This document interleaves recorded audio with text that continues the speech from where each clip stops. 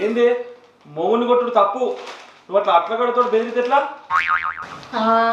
నిద్రమబ్బు ఇంకా పోలేదా ఏంది? టీ ఇమ్మంటావా కాఫీ ఇమ్మంటావా అని అడిగేదానికి నేనత్తే ఏమేమో కోరుతున్నావు.